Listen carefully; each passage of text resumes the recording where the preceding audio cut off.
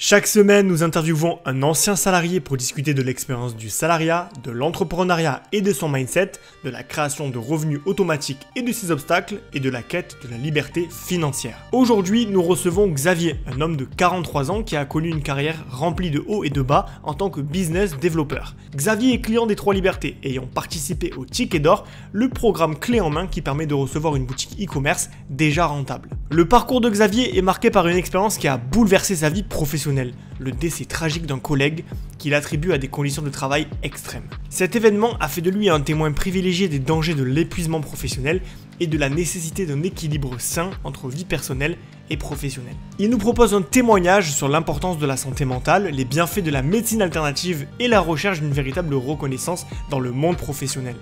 De ses moments de stress intense à sa décision audacieuse de démissionner et de se lancer dans l'entrepreneuriat, Xavier est la preuve vivante que l'épanouissement professionnel et personnel est possible après avoir traversé des épreuves. Alors servez-vous une bonne tasse de café, installez-vous confortablement et préparez-vous à plonger dans le monde de Xavier où les leçons tirées des épreuves passées façonnent un avenir prometteur.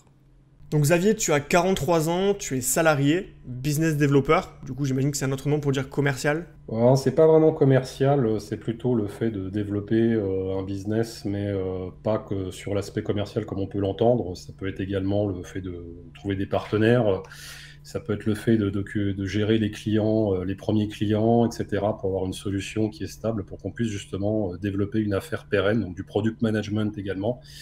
Donc plein de petites choses, on va dire, qui me caractérisent bien, voilà, et qui sont difficiles à identifier en un seul titre, quoi. Ok, ça marche. Bah écoute, justement, je vais commencer par une question qui est assez douloureuse, parce que tu as rempli Mhm. du coup un formulaire dans lequel tu m'as parlé un petit peu de ton expérience négative, et Mhm. tu m'as dit que dans le cadre de ton travail, tu avais un collègue qui est tragiquement décédé, et tu attribues ce décès à des conditions de travail qui étaient difficiles.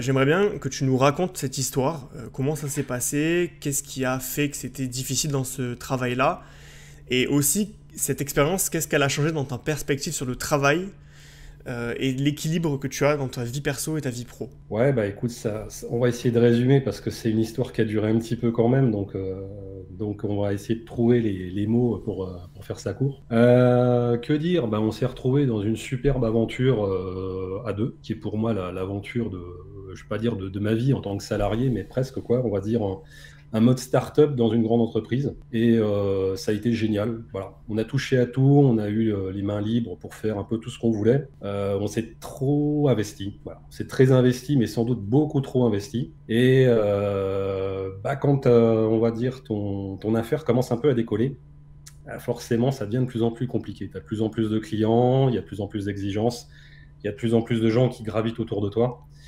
Et il y a de plus en plus de gens en fait qui attendent des choses de toi, tout bonnement, sans ayant la moindre idée en fait de tout ce qu'il y a derrière ou de tout ce que tu fais concrètement. Donc comme on était deux personnes qui prenaient les choses beaucoup trop à cœur, pareil, on Vous étiez s'est, salariés tous les deux, c'est ça? ouais, bien sûr. Ok. Donc on s'est beaucoup trop investi encore dans ce qu'on faisait, que ça soit en interne, en externe avec les clients, etc. Et puis on a ramé tout ce qu'on a pu. Et puis si tu veux, voilà, ça devenait de plus en plus dur pour nous deux. Bon, la différence, c'est que moi, j'ai une famille, donc c'est pas simple, c'est c'est pas simple non plus de gérer la famille, des enfants en bas âge, etc.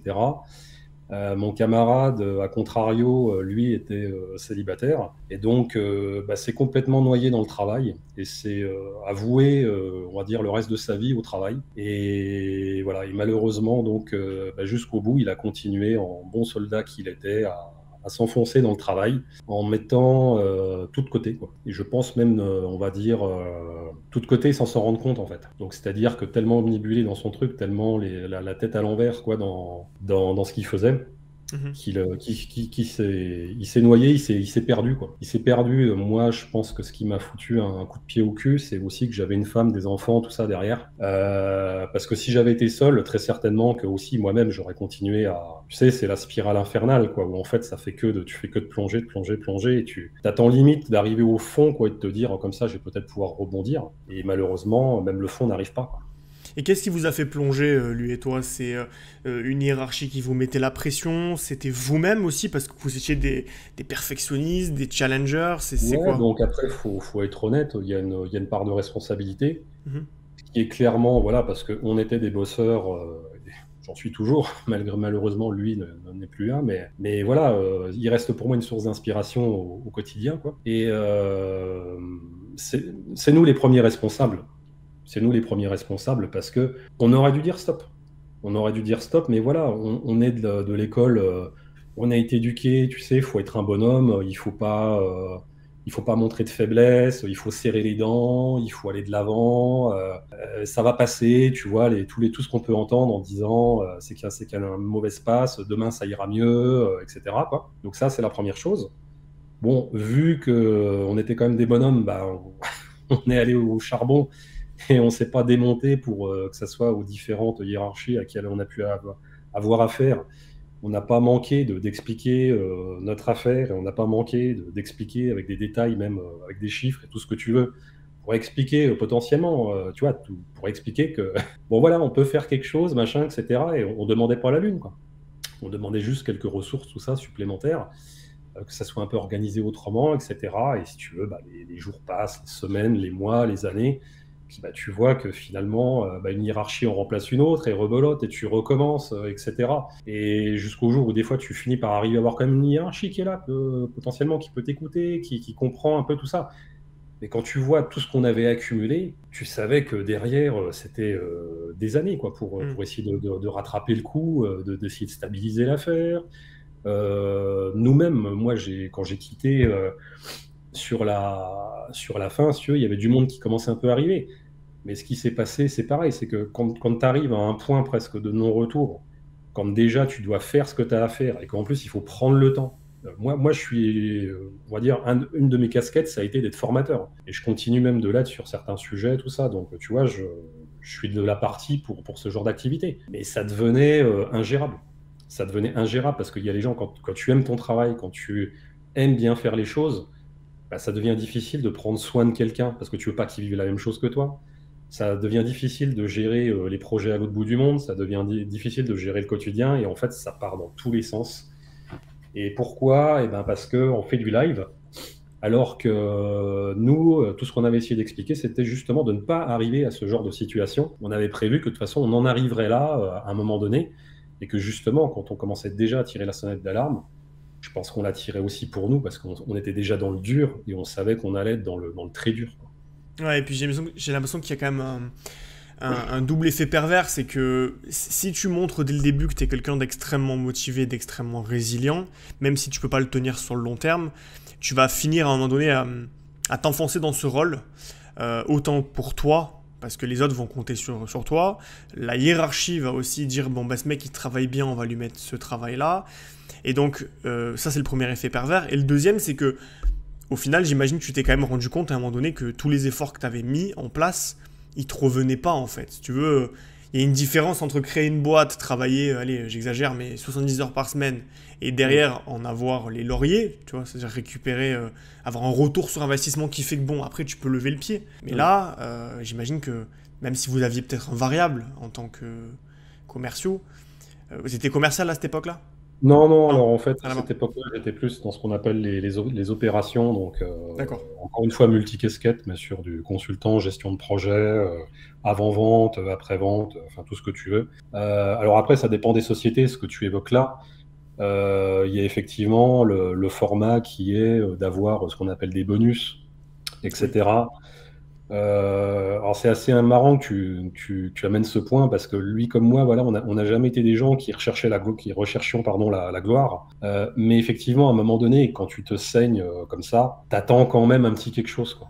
Oui. Et c'est pas forcément qu'une histoire d'argent, c'est une histoire Ouais, de de justice en reconnaissance, fait, presque, quoi. ouais, voilà, une reconnaissance et justice interne, une évolution de carrière méritée, ainsi qu'un salaire qui va avec et qui est aussi mérité en fonction des efforts. Et voilà, c'est un package complet, hein, c'est pas qu'une histoire d'argent, etc. Mais bon, il y a des gens qui se satisfont de ça. Après, chacun fait comme il veut. Mais en tout cas, c'était pas notre leitmotiv premier. Et nous, ce qu'on recherchait, voilà, c'était de développer une affaire, c'était de développer notre affaire.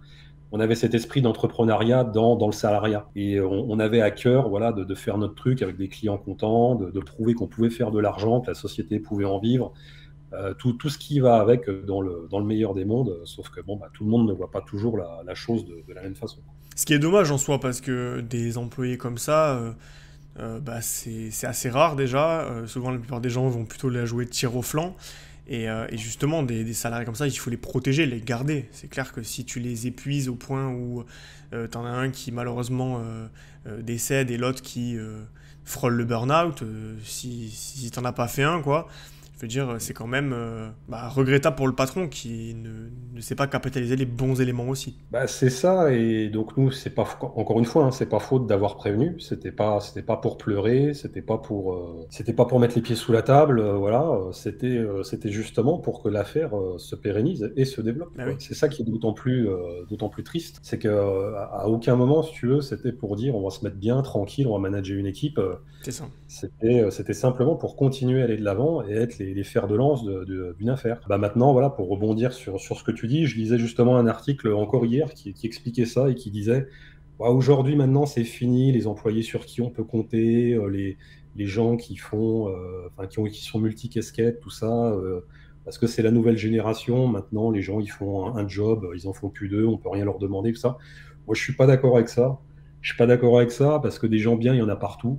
Maintenant, il y a aussi des managers de différentes qualités, de différents calibres. On parle beaucoup de managers bienveillants, tout ça et compagnie, mais moi j'ai rien contre un manager qui te booste un peu, qui te rentre un peu dedans des fois pour justement te faire évoluer et t'aider à aller de l'avant.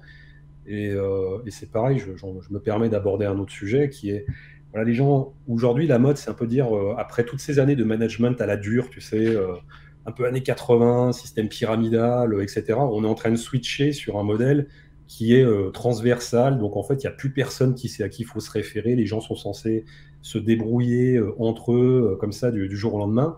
Bon, voilà, moi je suis un enfant des années 80, j'ai grandi avec cette idée-là.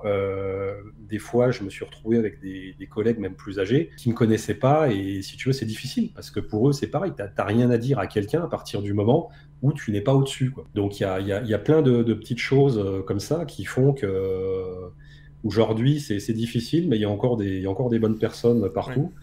Et je suis pas forcément d'accord avec ce concept de manager mielleux, à la cool, le copain, parce que tu comprends, maintenant, il faut être super cool, c'est comme ça que ça marche.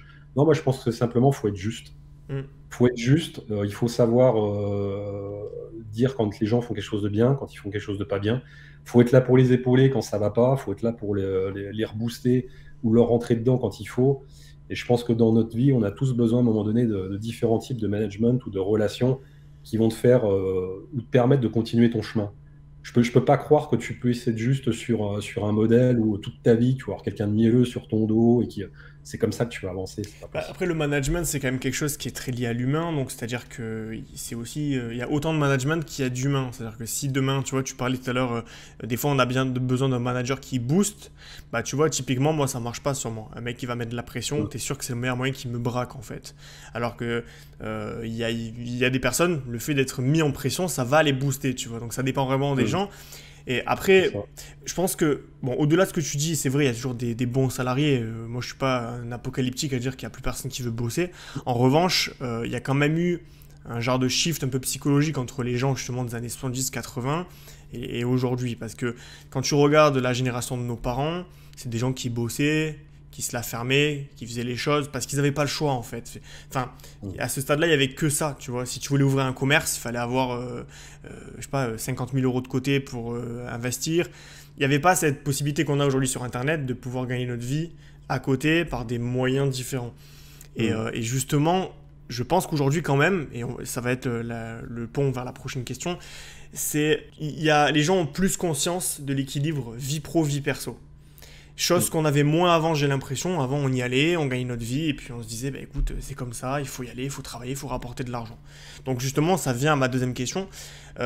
Qu'est-ce que cette expérience que tu viens de nous raconter, elle a changé dans ta perspective sur le travail et sur l'équilibre que tu as entre ta vie perso et ta vie pro? Bah déjà, effectivement, la première chose, j'espère que certains se reconnaîtront, pardon, c'est que déjà, il faut arriver à avoir ce recul et comprendre donc la situation où on en est, quoi. Et se dire, bah là, effectivement, je me suis noyé dans le travail, j'ai mis ma famille de côté, par exemple.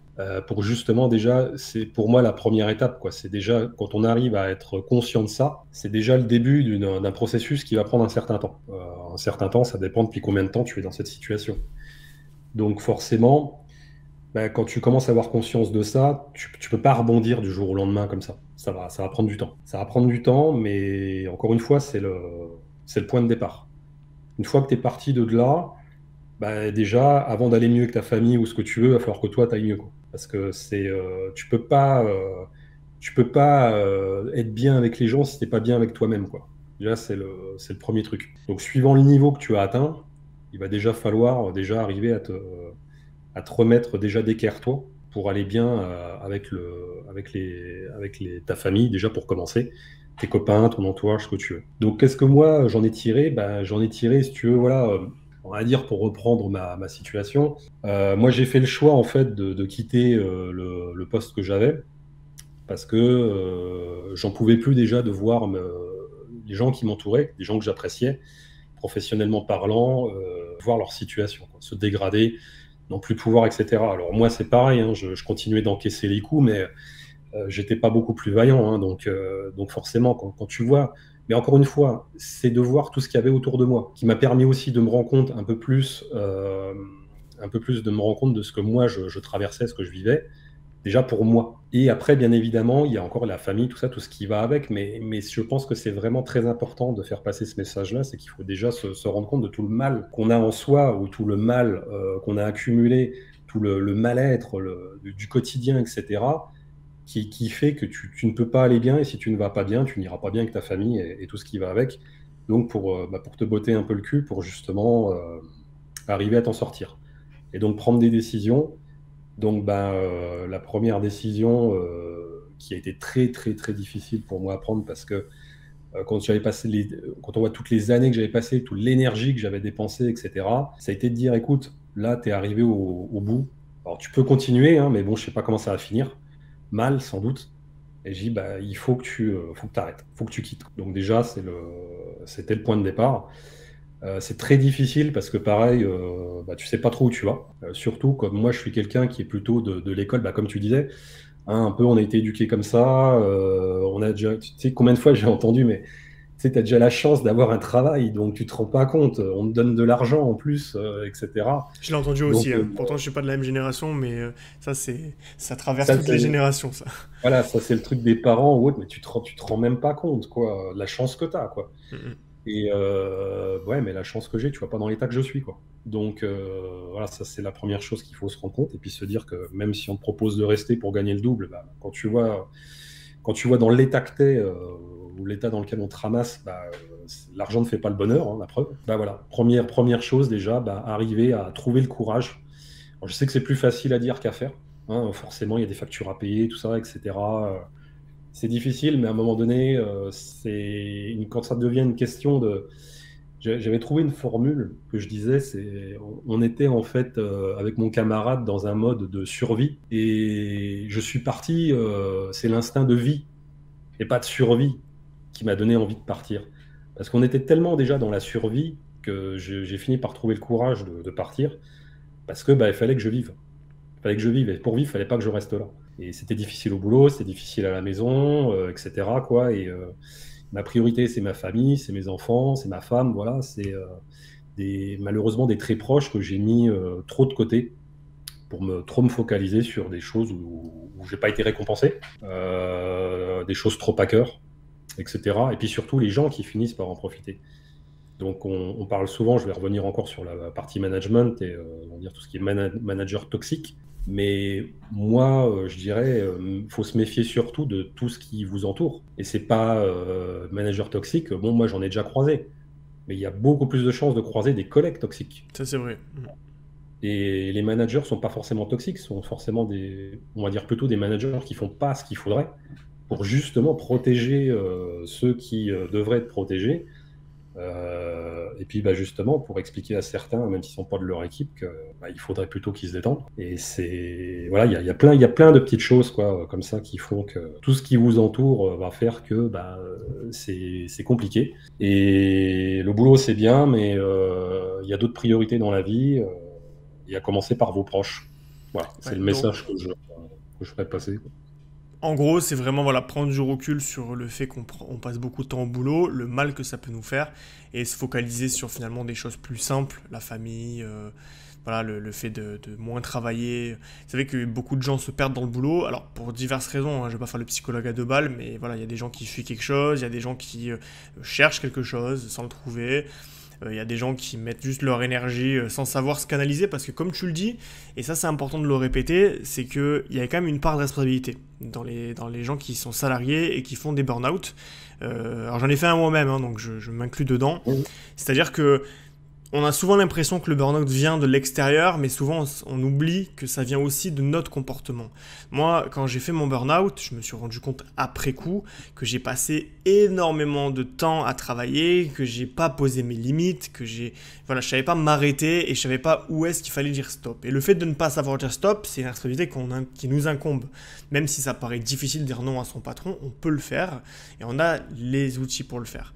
Donc c'est aussi aux personnes qui sont dans notre cas, et souvent ce sont des personnes qui sont, de mon expérience, assez introverties, un petit peu perfectionnistes, tu vois, des gens qui ont vraiment le cœur à bien faire, et c'est pour ça qu'on a souvent des problèmes avec les salariés de la boîte, tu sais, les tirs au flanc, les mecs qui font rien et tout. Parce que nous, on a vraiment cette âme de faire les choses bien, on est honnête dans notre démarche de salarié, on veut vraiment que la boîte, comme toi ça a pu être avec ton collègue, Mhm. on veut qu'elle se développe, on veut être reconnu pour notre travail, et ben, quand on voit que c'est pas le cas, ben, on va se donner encore plus sans se prendre en compte soi-même. Donc effectivement, c'est un très bon conseil que tu as donné. Prenez soin de vous, écoutez-vous avant d'écouter le travail. Le travail attendra demain ou après-demain s'il faut. Mais avant tout, c'est la santé mentale qui est la plus importante parce que Mhm. si la santé mentale n'est plus là, tu peux être sûr que le travail ne sera plus là aussi, quoi. Ouais, bah exactement, quoi. Et puis, bah effectivement, hein, ce que tu viens d'évoquer, c'est ce que j'ai vécu depuis de toute façon le début de ma carrière. Et puis, c'est ce que d'autres collègues, de toute façon, ont vécu et continuent de vivre, hein, comme tu dis, hein. Il y a ce qu'on appelle les tirs au flanc. Il y a ceux bah, dont on fait peut-être partie, où on va systématiquement demander plus, C'est vrai. ou on va pas demander au tir au flanc parce qu'on sait que c'est pas la peine de demander, donc etc. Et quand tu es consciencieux, quand tu es méticuleux, quand tu es perfectionniste, encore une fois, c'est même pas une histoire de pour la gloire ou quoi que ce soit, c'est juste l'amour du travail bien fait, et parce que tu as cette satisfaction du travail bien fait. Ouais, et par Et empathie aussi. Tu te dis, si demain j'étais patron, j'aimerais avoir des salariés qui bossent comme ça ouais, aussi pour moi. c'est ça, quoi. Et puis, bah, tu vas pas partir à 17h pétante parce que tu finis à 17h. Voilà, tu vas Mm. continuer à crocher, tu vas continuer même peut-être à bosser un peu chez toi le soir. Mais c'est parce que tu as cette envie voilà, de faire la chose bien comme il faut. Et tu as envie de rendre ton boulot peut-être dans le timing, Mm. etc. Mais de le sublimer, de tout ce que tu veux, quoi. Et bah, c'est très bien, mais c'est dangereux. Exact. Voilà. C'est un peu le problème. Et on a tendance, voilà, à être les premiers responsables et à se perdre dans ce perfectionnisme parce que, justement, à vouloir trop bien faire, bah, on finit des fois par être déçu. Déjà, c'est la première chose. Et puis, bah, on finit par s'énerver et on finit, après à trouver toutes les choses, on va dire, qui peuvent nous déplaire pour justement rentrer dans une spirale négative. Yes, ben justement, en parlant de spirale négative, donc tu dis que tu as vécu beaucoup de stress et des angoisses au travail liées à l'expérience que tu nous as racontée. Est-ce que tu peux nous partager quelques-unes des méthodes de médecine alternative qui ont fonctionné pour toi pour limiter la casse? Ouais, alors avant propos, même si tu me l'autorises, avant même de parler de médecine ou quoi que ce soit, il y a déjà des choses que vous pouvez mettre en place, on va dire, très simplement. Pour ces gens justement qui sont perfectionnistes et qui s'arrêtent jamais, bah, la première chose que je vais déjà conseiller, c'est de faire des pauses. Ça paraît complètement bête de dire ça, mais il faut se rendre à l'évidence. Moi-même, quand j'avais 20 ans, je passais à me dire, mais regarde, eux, ils partent fumer 10 fois par jour, moi je décolle pas de mon siège, etc. Et quelque part, ces gens, ils ont raison. Alors je dis pas qu'ils ont raison de fumer, bien évidemment, bien au contraire. Mais ils ont raison parce qu'à un moment donné, au moins, ils font un break. Ils vont s'aérer la tête. Donc la première chose à faire, arrêtez le non-stop et compagnie. Vous êtes en train de vous fumer tout court, quoi, à faire ça. Il faut faire des breaks. Je pense que c'est difficile quand on est plus jeune. Après, avec moi, j'ai que 43 ans, je me considère encore comme un jeune, mais on va dire avec les expériences qu'on en a tiré, etc. Faut savoir admettre des fois par moment qu'on n'est pas une Formule 1, quoi, et qu'il faut des fois s'arrêter au stand. Et déjà, première chose, des pauses. vous serez vachement plus productif si vous faites des pauses. Il y a des études qui sont faites, vous recherchez ça sur YouTube, vous allez trouver ça en 30 secondes, des études de cerveau qui sont en train de fumer, parce que les mecs, ils n'arrêtent pas. Et vous voyez la différence de ce qui peut se passer dans votre tête à partir du moment où vous faites déjà un break, quoi. Donc déjà, première chose, mettez ça en place. Mettez des breaks, je sais pas, bon, moi je travaille chez moi, mais pour ceux même qui travaillent pas forcément chez eux, qui sont salariés dans une boîte, etc., bah, n'hésitez pas à aller à la machine à café. Vous aimez pas le café, bah, n'hésitez pas à aller faire un tour dehors. Il fait beau, j'en sais rien. Prenez Ouais. 10 minutes. Une pause Ceux qui R en font plus- fait, quoi. Ah ouais. Tu t'es pas obligé de faire une pause clope, hein, tu peux faire une pause R, tu vois, tu sors, tu vas voir le soleil un C'est peu. ça, voilà, c'est ça. C'est qu'en fait, je dis ça, après, c'est mon cas, parce que je me sentais enfermé là-dedans, en me disant, mais moi, voilà, si j'ai pas envie de café, si j'ai pas envie de clope, mais tu peux très bien aller faire un tour, et puis c'est tout. Bien Celui sûr. qui part 10 minutes fumer, bah, toi, tu fais 10 minutes, tu restes dehors comme ça pour prendre l'air, tu prends le Ouais, soleil, bien je sais sûr. pas, j'en sais rien. Donc, première chose, voilà, break. Obligé, parce que sinon, vous allez péter un boulon. Si vous avez la chance, en plus, même de bosser de chez vous, bah, allez faire un tour dehors, allez marcher. Si, je sais pas, si vous avez la chance d'avoir un parc à côté, une forêt, j'en sais rien, ou si malheureusement, même vous êtes à Paris, vous êtes coincé dans vos murs, mais allez faire un tour dans la rue. Allez faire un tour dans la rue, déjà, première chose C'est vrai que que la je tension, conseille. elle baisse tout de suite dès que tu sors, que tu décroches de l'écran, tu vois, pour les gens comme nous qui travaillent Voilà. sur écran. Voilà, première chose. Deuxième chose, organisez vos journées, faites du sport. Arrêtez de bosser avec le laptop allumé entre midi et deux, c'est pareil. Ça, un coup de temps en temps, pourquoi pas. Il ne faut pas que ça devienne une habitude. Il faut vraiment que vous arriviez, votre corps, en fait, il va avoir besoin de comprendre que c'est plus la même situation.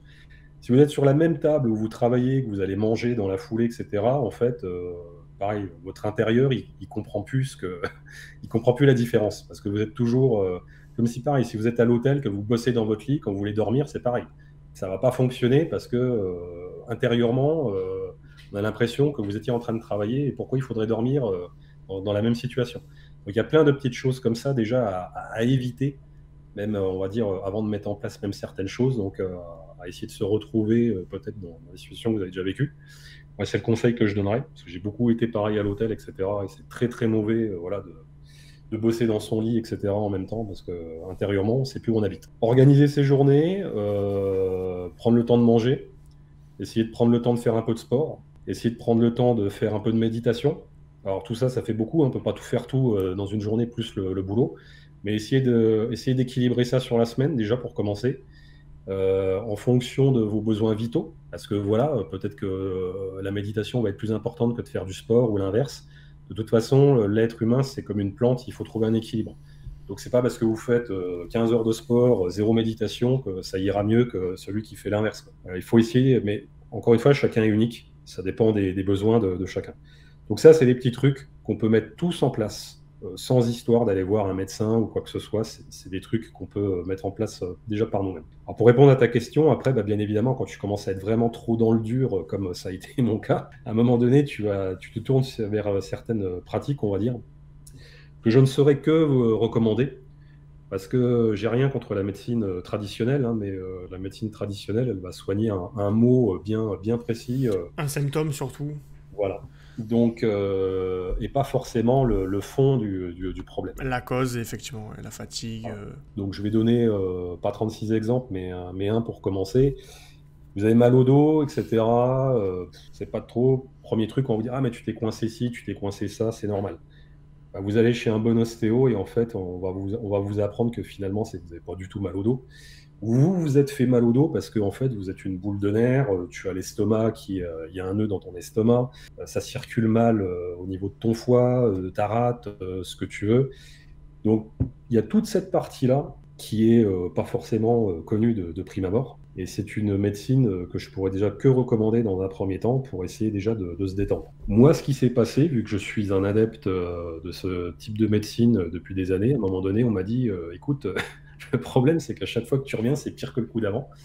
Et tout ce qu'on met en place, ça suffit pas. Donc, on m'a orienté vers quelqu'un qui connaissait bien, pareil, pour faire plutôt de l'acupuncture. Donc, avec ce qu'on appelle des protocoles d'acupuncture, etc., quoi, qui permettent justement d'être un peu plus zen. Et bah, tout ça m'a permis, on va dire, de ne pas sombrer, quoi. Voilà. Parce que ce que j'allais voir avant me faisait du bien, mais parce que je n'arrêtais pas de me faire mal, si tu veux, un peu partout, sans vraiment comprendre vraiment pourquoi. c'est ce mal intérieur et c'est tout ce qui est, on va dire, au niveau des viscères, etc., qui faisait que j'avais des douleurs, que ce soit la tête, la nuque, le dos, tout ce que tu veux. Et puis après, le mal, pareil, que tu peux avoir au niveau de l'estomac à la retourne, tout ce que tu veux. Cette fameuse boule au ventre, comme on parle souvent, que j'ai connue, hein, où tu pars en vacances. Alors, je vais donner un autre exemple. Les gens qui vous disent, bon, prenez des vacances, monsieur, ça va bien se passer, etc., ça va vous faire du bien, vous êtes claqué. Alors pour moi, ça, c'est une vaste escroquerie. Tout le monde a besoin de vacances, hein, de toute façon, hein, déjà pour commencer. Mais quand tu es mal, que tu reviens de vacances, pour moi, la claque que tu prends en rentrant, elle est x10 que celle que tu aurais pris avant de partir en vacances. Et j'ai vu quelques collègues qui étaient dans le dur. Ils sont revenus, pour certains ont quitté l'entreprise, pour certains ils sont toujours. Et surtout, ils ont fini avec des arrêts de travail en rentrant de vacances, hein. Donc voilà, donc ça c'est juste pour la petite histoire, hein. Tout le monde a besoin de vacances pour commencer. Donc ça, il n'y a pas de problème. Par contre, il ne faut pas s'attendre à ce que les problèmes aient disparu pendant les 2-3 semaines de vacances, hein. Quand vous reviendrez, ils seront toujours là. Ça sera toujours les mêmes personnes, hein, avec qui vous êtes bien ou pas. Et donc, forcément, vous reprenez une tarte monumentale parce que vous avez peut-être réussi à faire le vide pendant quelques jours de vacances. Et là, vous revenez et là, tu te reprends tout en pleine tête. Et donc, méfiance avec ça. Mais méfiance avec ça. Et moi, pareil, hein, je revenais de vacances. J'avais la messagerie, ça m'avait brûlé les doigts toutes les vacances, hein, j'y touchais pas. Et là, j'étais là, j'avais déjà la veille, je me dis non, ne regarde pas la messagerie. Et j'ouvrais la messagerie et si tu veux, j'avais la boule quoi, qui grossissait, pareil, en disant mais qu'est-ce que je vais tomber, qu'est-ce qu'on va me demander encore, qu'est-ce qui s'est passé pendant que j'étais pas là, etc. Et là, en fait, tes 15 jours de vacances, ils sont ruinés avant même que tu aies repris le boulot. Donc, bénéfice zéro. Yes, Désolé de dire ça. je voudrais ajouter un truc sur le corps qui est très très intéressant de ce que tu as dit, c'est que effectivement le corps parle beaucoup à votre place. C'est-à-dire que souvent on a tendance à croire que des manifestations corporelles pendant des périodes comme ça, c'est un pur hasard, c'est fortuit. Ah tiens, j'ai de l'eczéma, ah tiens, ça me gratte à cet endroit-là tout le temps, j'ai tel truc. Souvent les problèmes de peau d'ailleurs, mais aussi les problèmes effectivement de douleur, les tensions. Ah, j'ai mal à l'épaule, j'ai mal au dos, tous ces trucs-là, ça indique souvent, justement, c'est un signal qui est envoyé par le cerveau pour dire que quelque chose ne va pas. Alors, comme tu l'as dit, c'est peut-être des fois parce que tu es une boule de nerfs et que tu n'arrives pas à te détendre et du coup, tes muscles ils se durcissent et ça crée des problèmes à des endroits. Moi, je me rappelle quand j'étais en burn-out, je m'étais jeté sur mon lit, tu sais, comme je le fais depuis tout le temps, tu vas dans ton lit, tu te jettes, tu vois. Et je me rappelle que pourtant, j'étais plutôt musclé, je faisais du sport régulièrement et je me suis presque déboîté l'épaule en fait en me jetant, alors que c'était même pas 1 mètre de hauteur, tu vois, c'était rien. Et en fait, à ce moment-là, je me blessais tout le temps. Dès que je faisais un mouvement un peu trop brusque, je me faisais mal le corps est dans une situation de fragilité et il faut vraiment être vigilant de ces choses-là, que ce soit n'importe quelle manifestation, de se rendre compte que le corps il parle beaucoup. Et justement, apprendre à l'écouter. Et comme tu l'as dit, l'ostéo est une option. Mais l'ostéo, même s'il règle un peu les causes, il règle aussi beaucoup les symptômes parce qu'il te fait craquer un peu, mais ça revient. La méditation, effectivement, est une médecine alternative. Le fait simplement de faire 5-10 minutes de méditation avant de dormir, c'est vrai que c'est une habitude qu'il faut mettre en place, hein, je dis pas. Mais tu vas sur YouTube, tu tapes séance méditation 10 minutes, tu vas trouver un truc. Juste ça te fait un bien fou. Même un truc qui n'est pas de la médecine mais qui marche bien, ouvrir un livre, juste le simple fait de l'ouvrir en fait, tu vois, ça t'enlève la moitié de ton stress. Toutes ces choses-là en fait qui peuvent améliorer. Aller courir, voilà, tu vas courir après le boulot, tu vas te défouler, tu vas le matin avant d'aller travailler. Rien que ça va te mettre une dose tu vois, d'endorphine, de libération. Et tous ces petits trucs-là, on les fait plus justement parce que le piège c'est qu'on est tellement dans le jus du travail, on passe tellement de temps à bosser, on pense tellement qu'à ça tout le temps qu'on ne fait plus les choses basiques de aller prendre l'air, courir, méditer, aller chez l'ostéo, toutes ces choses-là. Donc effectivement, je te rejoins beaucoup sur ce point-là, notamment sur le corps. Alors je me permets juste un complément également, c'est que on a tendance aussi à oublier ces petites habitudes qu'on a essayé de mettre en place à partir du moment où ça commence à aller un peu mieux. Mm. Et ça, c'est pareil, attention. Et voilà, moi, je sais, par exemple, voilà, j'allais beaucoup marcher, par exemple, le matin. Et effectivement, ça te donne une pêche, même si c'est que marcher, tu vois, je marchais dans les bois à côté de chez moi, un quart d'heure, 20 minutes, ça te booste pour la journée et autres, ça lance ta journée. Complètement. Tu vois, il y a plein de petits trucs comme ça. C'est pareil, tu parlais de livres. Moi, j'ai toujours eu beaucoup de mal à lire quand j'étais plus jeune. J'ai jamais autant lu, même que maintenant, même si j'ai encore du mal. Mais c'est pareil, essayer de couper tous les écrans, quoi. Mm. Le plus tôt possible dans la soirée, quand vous commencez déjà à être dans le dur, il faudrait tout couper avant 20 heures. Alors, je sais, bon, ça fait un peu vieux jeu, quoi, mais à la limite, regarder un film, quoi, je sais pas, mais pas de tablette, de téléphone, machin, et compagnie, et encore moins de réseaux sociaux. Et un bouquin. Un bouquin pendant même 15-20 minutes, comme ça va vous apaiser, ça va vous mettre dans autre chose, et ça va apaiser, calmer l'esprit, etc. Et même quand ça va, hein, même quand ça va, même si c'est pas forcément tous les jours, c'est essayer d'entretenir ces petites habitudes, Tout à fait. parce que voilà. Alors, je précise un truc quand même, c'est vrai que les habitudes, souvent, il y a un petit diktat sur ça, c'est-à-dire qu'il faut en avoir beaucoup, tu vois, si on nous écoute parler, là, il faut aller marcher, il faut courir, il faut faire truc, il faut machin, ça fait beaucoup d'habitudes, et les habitudes, on en a tous déjà, et on n'a pas forcément envie de s'en rajouter plein. Alors moi, justement, pour déculpabiliser un peu les gens, je suis plus de la technique de la discipline, c'est-à-dire que il vaut mieux lire 2 pages de ton livre par jour, mais le faire tous les jours, ou allez, une fois tous les 2 jours, plutôt que te dire allez tous les jours je lis une demi-heure ou 1 heure. Parce que effectivement si tu ne lis pas, te dire d'aller lire une demi-heure par jour, bon, c'est quand même un travail. Enfin ça te rajoute 30 minutes par jour, pas mal par semaine, etc. Donc juste commence petit. Si tu veux faire du sport, fais 10 minutes de sport pour commencer. Va marcher 10 minutes. Et puis si tu vois que tu aimes, bah, tu iras marcher 15-20 minutes. Mais voilà, adapte-toi beaucoup à ce que tu aimes aussi et à tes habitudes. Moi, ce que tu as dit sur les écrans, arrêter à 20 h, c'est impossible pour moi. Moi, je suis monsieur écran, j'adore ça. Le soir, je geek sur des jeux vidéo. Je peux pas m'arrêter à 20 h, tu vois. Pour autant, j'ai bien conscience que trop d'écran, ça a un impact négatif aussi. Donc, si tu veux, je vais adapter différemment. Je vais peut-être y aller moins la journée et faire mon sport. Je vais essayer, tu vois, de lire tous les soirs. Par contre, peu importe l'heure qu'il est quand j'arrête les écrans. Il y a des alternatives, en fait, justement, pour... Chacun doit trouver aussi son équilibre dans tout ça. Bah, chacun est unique et voilà, comme tu le dis à juste titre, à un moment donné, ça devient compliqué tout ce qu'on évoque. C'est ça. Le but du jeu, c'est pas forcément de faire tout ce qu'on évoque, il faut vous retrouver, c'est des pistes qui vont vous correspondre. Et c'est pas. Moi aussi, hein, la journée fait que 24 heures, j'ai pas le temps de faire tout ça. Je fais mon max en fonction on va dire, de mon humeur, etc., par rapport à mes besoins. Et j'essaie de les prioriser comme ça pour me donner la priorité sur un des éléments que je viens de donner là. Parce que, bah, bien évidemment, ça devient difficile de tout faire. Mais je te rejoins également, effectivement, comme je disais tout à l'heure, hein, on n'est qu'une plante quelque part, et une plante, ça a besoin d'équilibre. Donc il faut mieux, pareil, que ce soit même dans l'aspect nourriture, hein, ce qu'on veut, il faut mieux manger un peu de tout et de manger équilibré plutôt que de rien manger pendant 10 jours et puis de faire un gueuleton au bout du 10e, voilà. Et puis ne surtout pas tomber dans l'excès, pareil, tu sais, c'est comme les gens qui, du jour au lendemain, ça y est, prennent une bonne résolution, disent je vais faire un régime. Oui, d'accord, c'est bien, mais j'en ai vu et j'en verrai encore. Les gens qui se mettent en diète du jour au lendemain, ils craquent au bout de 3 jours, ils en peuvent plus, ils pètent un boulon parce que Et parce qu'ils se ils frustrent. ont, voilà, ils ont trouvé le courage de sauter le pas sur ce qu'ils voudraient faire, et par contre, c'est tout dans l'excès. Donc ça marche jamais, quoi. Ça marche jamais. Ou voilà, j'ai fait beaucoup de sport, pareil, de muscu, tout ça, plus jeune. Je connais la chanson, les mecs qui se mettent à courir, ils veulent faire un marathon du jour au lendemain, ils s'épuisent comme des malades. C'est une des premières erreurs à faire. Les gens, ils disent, je vais faire du sport, je vais aller courir. Il y a un volume d'énergie qui est développé à ce moment-là. Des douleurs pour le corps intenses par rapport à des choses qui ne se faisaient absolument pas avant. C'est pas du tout le truc que je recommanderais. Mm. Il faut déjà commencer petit, comme tu le dis, il faut aller marcher, il faut aller faire un tour, et puis ça va monter crescendo, quoi.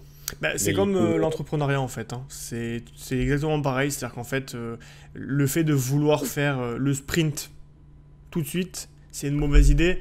Et la seule stratégie qui fonctionne, c'est vraiment le marathon. Alors tu peux sprinter au début parce que t'es tout feu tout flamme, t'as la motivation. Mais ensuite tu ralentis et tu tiens le rythme. Et c'est ça le plus important, c'est le fait de tenir le rythme. C'est pour ça que je disais tu peux lire 2 pages par jour, tu vois. C'est parce que ça sert à rien de vouloir faire beaucoup d'un coup énormément. C'est souvent ce que les gens veulent faire parce qu'ils ont l'impression que s'ils font pas ça, ils font rien.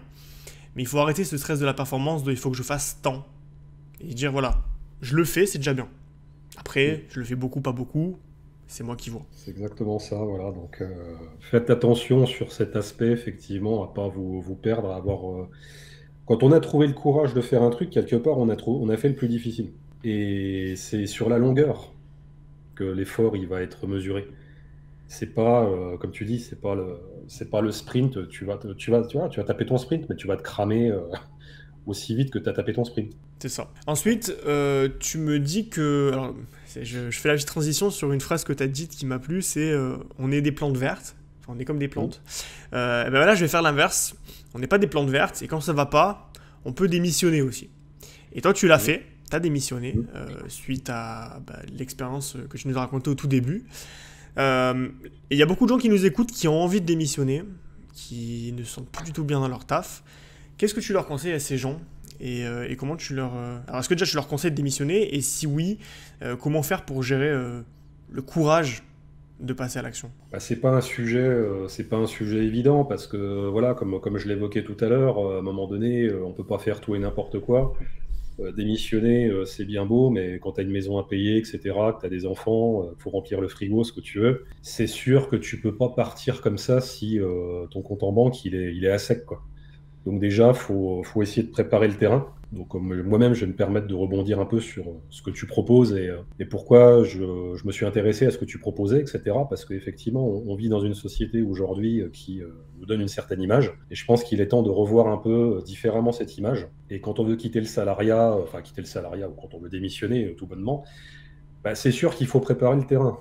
Si, encore une fois, tu parlais tout à l'heure un peu de rigueur ou de discipline, etc.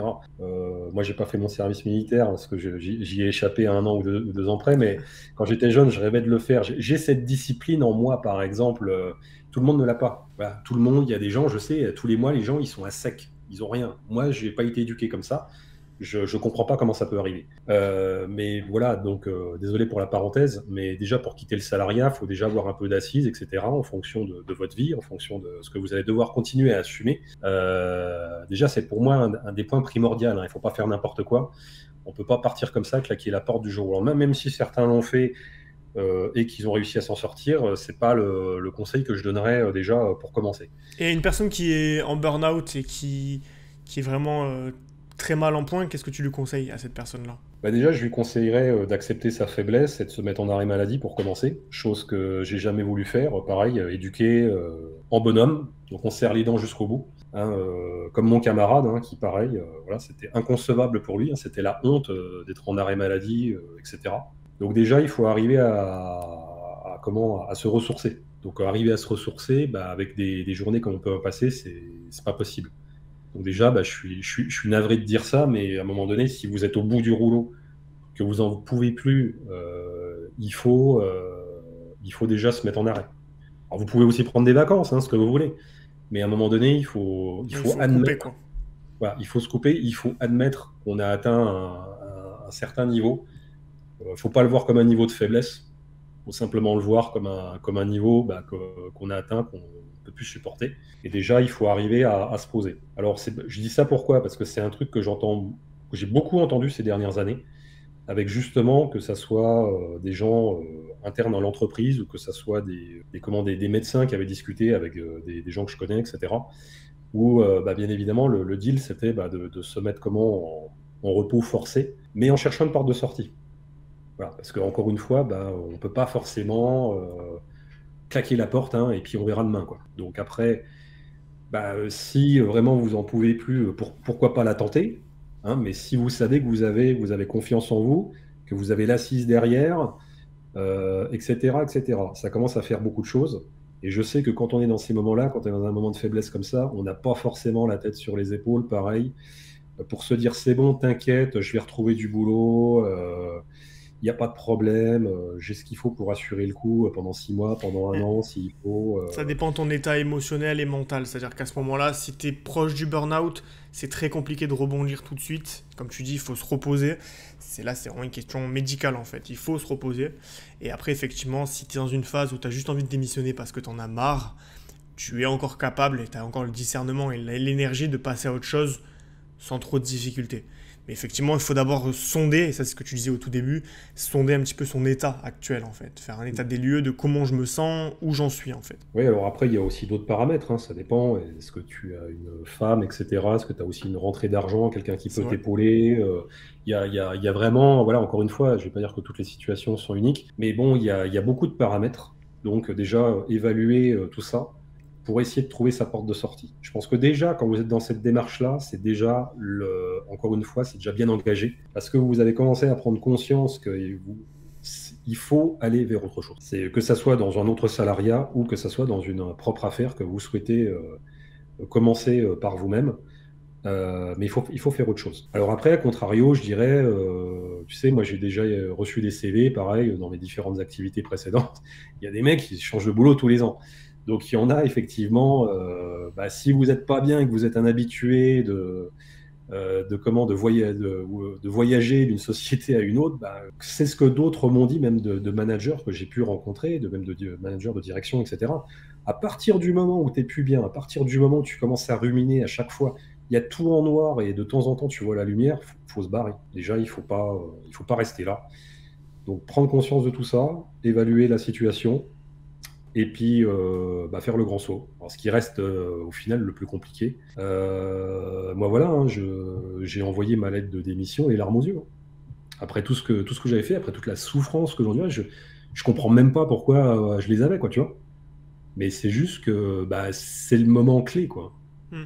C'est le moment clé où là, tu dis, bon, je l'ai fait, Ouais. alors après, il reste encore un peu de temps avant de partir. Disons que tu relâches toute la pression aussi, c'est-à-dire que tout ce que tu as vécu avant, tu sais que ça va s'arrêter, alors tu es triste parce que tu dis, souvent on Mm. peut le voir aussi comme un échec, c'est-à-dire voilà, j'ai foiré, je suis là à abandonner mon travail, et en même temps, de notre côté, on se dit, mais quel soulagement, je vais enfin me retrouver libéré de cette pression, de cette tension, ça te donne des perspectives nouvelles, même si tu les vois pas tout de suite hein, quand tu pars, parce que Mm. t'es dans le jus, mais moi avec le recul, moi qui ai fait un burn-out, voilà, je peux te dire que je suis si heureux d'avoir quitté ma boîte. Je n'ai aucun regret. Et aujourd'hui, si j'en suis là, c'est aussi grâce à cette démission. Donc, il faut aussi Mm. garder cette foi, tu vois, qui nous anime et qui nous dit que derrière, il y a aussi autre chose.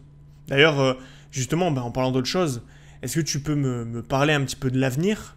Quels sont, Mm. toi, tes projets pour les années à venir? Quel est ton objectif? Quels sont les moyens que tu vas mettre en place pour atteindre tout ça? Déjà, j'ai rebondi, donc je suis toujours salarié aujourd'hui, mais bon, avec toujours un esprit entrepreneur qui m'a toujours animé. Et en fait, cette mésaventure, au final, m'a permis quand même d'ouvrir les yeux sur beaucoup de choses. Cette nouvelle aventure m'a beaucoup aidé, même si, bon, c'est comme toujours, hein, il y a ce qui va bien, puis ce qui est un peu plus compliqué. Mais encore une fois, encore une fois, chacun a son propre chemin, hein. Moi, c'est le mien que je présente aujourd'hui. J'ai la chance aujourd'hui d'être dans une version un peu entrepreneuriat dans mes activités de salarié.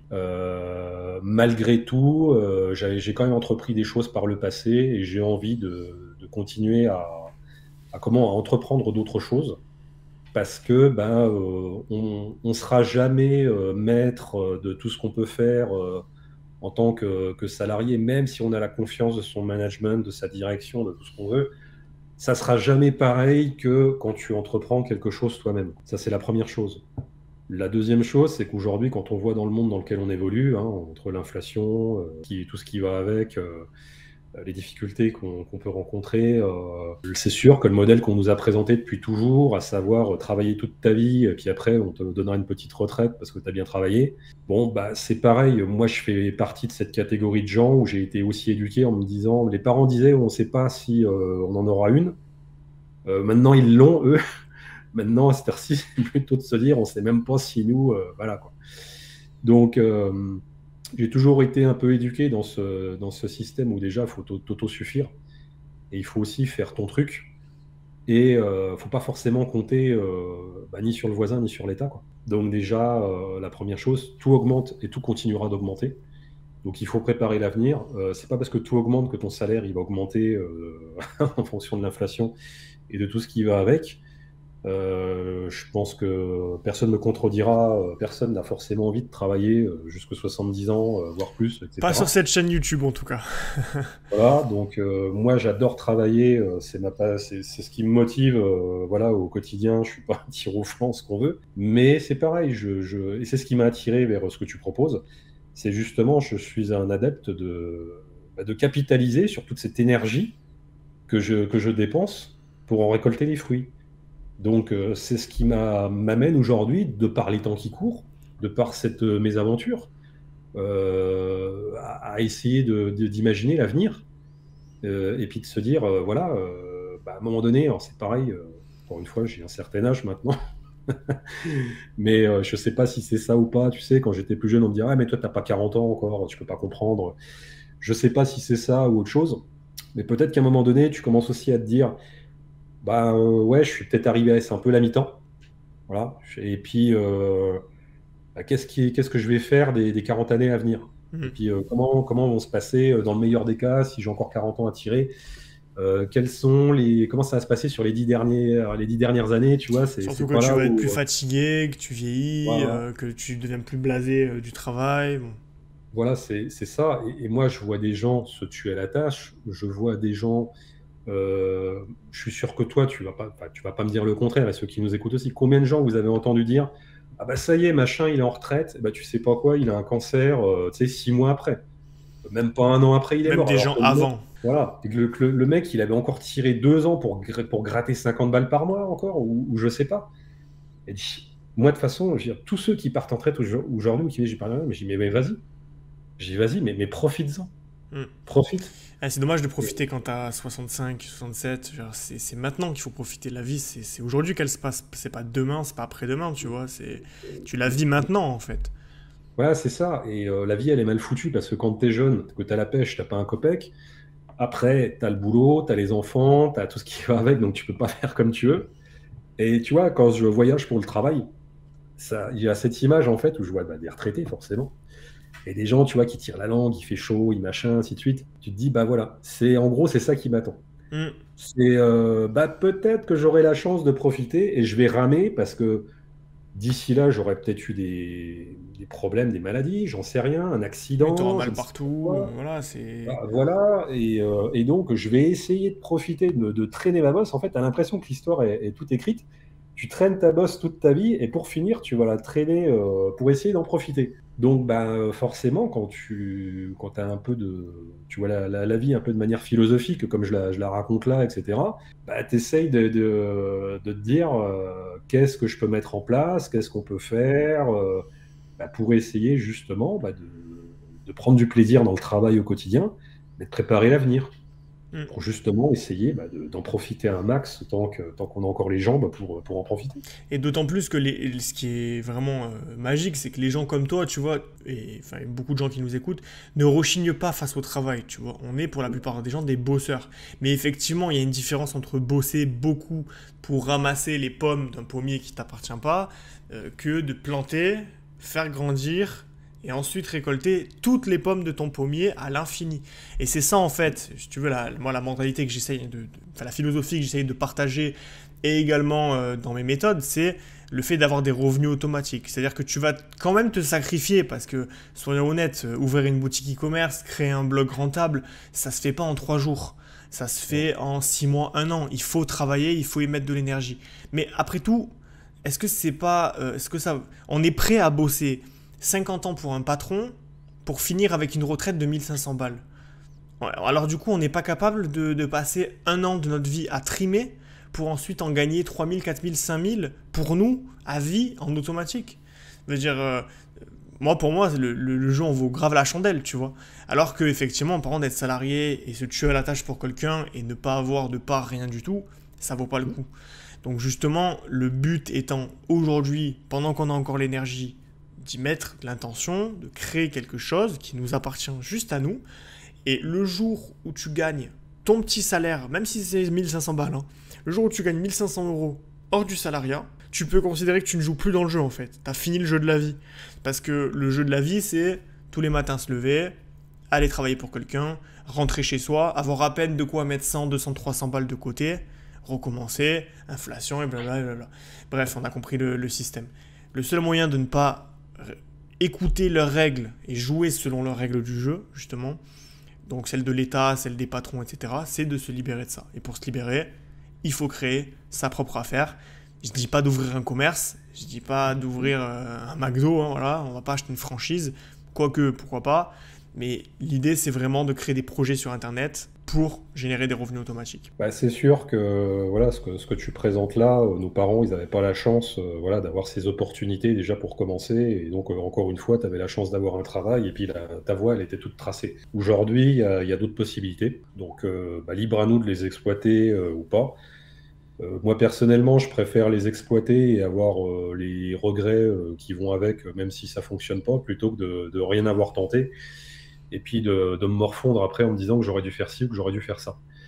Donc, moi, si j'ai un conseil à donner, c'est bah, ouvrez-vous au monde, ouvrez votre esprit, regardez potentiellement ce qui se fait. N'ayez pas de regrets. Alors, il y a plein de choses différentes, hein. Toi, tu proposes des choses, mais il y a aussi des choses à côté. Ah oui, bien sûr. Encore une fois, ça va dépendre du chemin qui est le vôtre. Voilà. Avec de l'appétence plus pour certains sujets plus que d'autres. Le principal et le primordial étant de trouver celui qui bah, vous correspond le plus. Et puis bah, justement de vous épanouir et d'être bien. Parce que la clé du truc, c'est ça. C'est d'être bien. Tout à Et fait. je pense qu'il y en a plus d'un qui sera d'accord avec ces quelques mots. C'est que bah, déjà, c'est même pas une histoire de forcément se lever de bonne heure, hein. C'est que même si tu te levais à 10 heures, tu serais peut-être pas mis au travail, quoi, tu vois. Ou en tout cas dans ce que tu fais. Parce qu'on peut être bien dans le salariat, je dis pas, hein. Ah oui, il y en a qui le Mais sont. après, c'est chacun son truc. Mm. C'est chacun son truc. Posez-vous les questions, tentez des trucs, n'ayez pas de regrets. En tout cas, c'est ma philosophie. Et puis, on dit souvent, c'est devenu à la mode depuis le Covid, prenez soin de vous. Mais moi, je dirais plutôt, comme tu l'as dit tout à l'heure aussi, écoutez-vous. Écoutez-vous, pour reprendre l'exemple que tu donnais, que tu avais mal tout le temps partout. Ce que tu as dit tout à l'heure, c'est ce que j'ai traversé également. C'est effectivement, moi pareil, j'avais super mal à l'épaule. Bah, en fait, je suis allé chez mon ostéo un jour, elle m'a appuyé comme une malade sur la vésicule. Elle m'a appuyé sur l'épaule et là, elle me dit, t'as mal? Je dis, bah non. Voilà. Donc, c'est pas là que t'as mal. C'est tu t'es Mm. fait mal là parce que t'as mal ailleurs. Et quand vous commencez à être tout le temps fatigué, que vous avez mal partout, que vous êtes tout le temps en train de vous blesser à moitié, etc., bah là, vous êtes déjà dans le dur, quoi. Donc, Ouais, effectivement, faut écouter. Et le corps, bah, c'est le premier signal d'alerte, au-delà d'en avoir plein le crâne. C'est aussi les douleurs que vous allez vous faire constamment, quoi, etc. Et c'est sans doute le plus fort signe qui prouve que vous n'êtes pas bien. Voilà. exact. Je suis d'accord avec toi. Mais écoute, on va s'arrêter là. Merci en tout cas pour cette interview qui est quand même assez intime parce que nous a raconté des anecdotes assez tragiques. Aussi, merci pour les conseils de développement personnel, de médecine alternative qui vont aider pas mal de gens qui sont dans cette situation de pré-burnout, burnout ou d'aspirant burnout, voilà. Parce que bon, on sait que le salariat étalé pendant longtemps, mal géré, ça peut mener à des drames. Voilà, des gens qui perdent complètement les pédales, qui se trouvent du jour au lendemain déconnectés de ce qui se fait hein, pour travailler. Donc voilà, qui cherchent des solutions. Et c'était ma démarche, voilà, au-delà de mon aventure personnelle, de peut-être si ça peut aussi aider des gens à anticiper ou qui se reconnaîtront déjà dans la situation dans laquelle ils sont pour essayer justement bah, soit de l'éviter, de s'en sortir et puis de passer à autre chose. Voilà. C'est triste, mais bon, bah, à un moment donné, c'est la vie. Il faut prendre des décisions. Si vous restez juste comme ça, attendre que ça se passe, ça finira pas forcément bien, ou ça prendra pas forcément la direction qui attend. Yes. Bon, bah merci en tout cas Xavier pour ton témoignage. Je te dis à bientôt. Et à bientôt, Johan.